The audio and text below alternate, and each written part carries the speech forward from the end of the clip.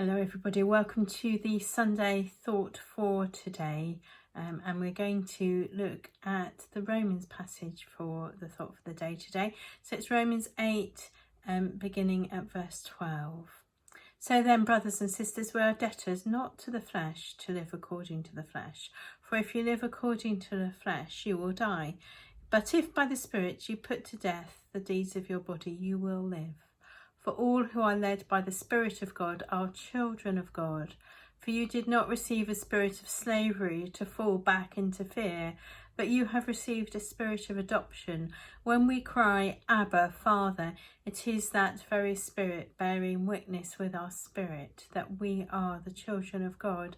And if children, then heirs, heirs of God and joint heirs with Christ, if in fact we suffer with him, so that we may also be glorified with him. I consider the sufferings of this present time are not worth comparing with the glory about to be revealed to us. For the creation waits with eager longing for the revealing of the children of God. For the creation was subjected to futility, not of its own will, but by the will of the one who subjected it, in hope that the creation itself will be set free from its bondage to decay and will obtain the freedom of the glory of the children of God.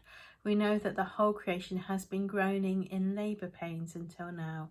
Not only the creation, but we ourselves, we who have the first fruits of the Spirit, groan inwardly while we wait for adoption, the redemption of our bodies. For in hope we were saved.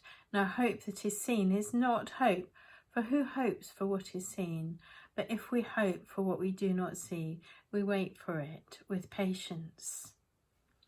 So today I wanted to think about what it means to be children of God. And this really, if you asked me what my one story of being a Christian is about, it's about being a child of God. And when we listen to the great prologue in the first chapter of the Gospel of John, it talks about that this is the reason that Jesus comes, that those who believe in him may be children of God. They may be the children of God.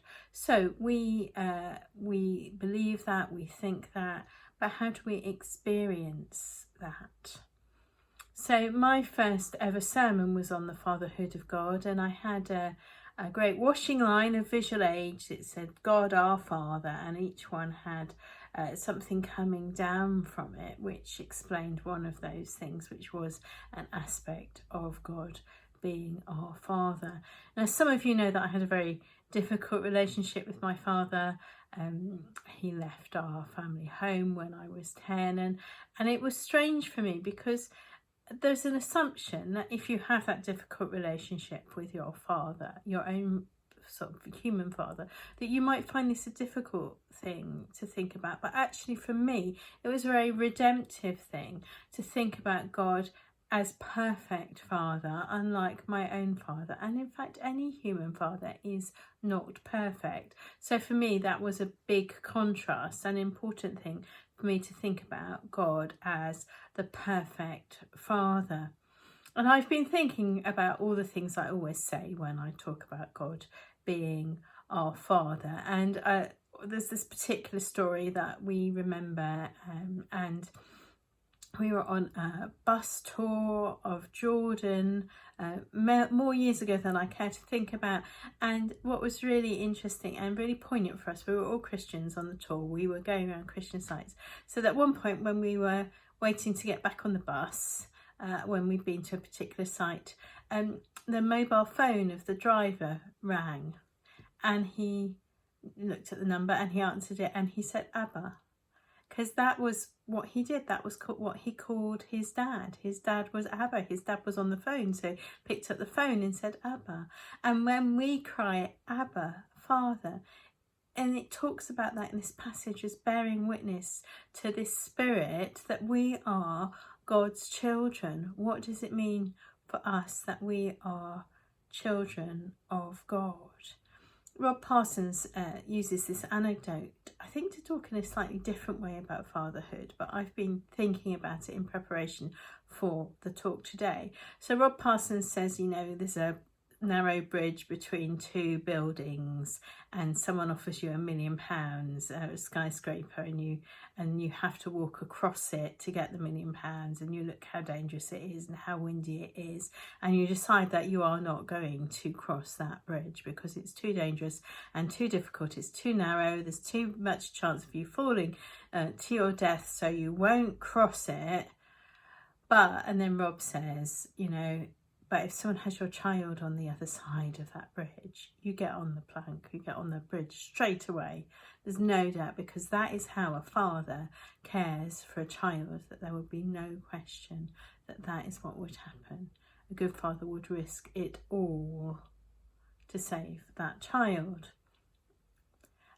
And I'm thinking about that in this context. And when we think about the story of salvation and the story of grace for us and what it means for us to be children of God, it is that understanding that God risked it all and sacrificed it all for all of us, bringing not only Jesus home to him in heaven, but all of us home to him. But it was a painful thing and it was a difficult thing.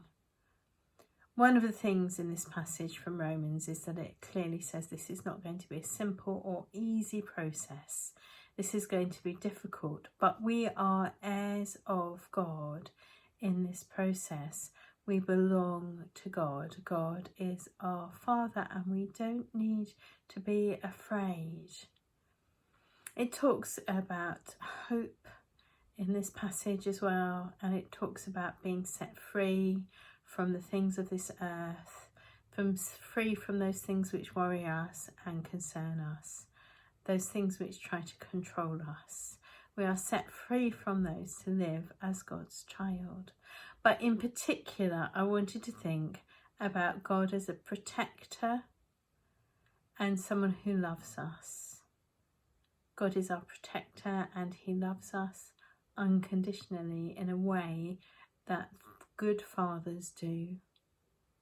Good fathers love and care for their children unconditionally, and that is why it is such a strong image for us to think about God as our Father.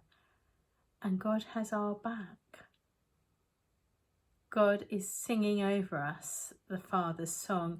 If you want to have a moment to reflect on this, just look up the Father's song on YouTube, or You're a Good, Good Father.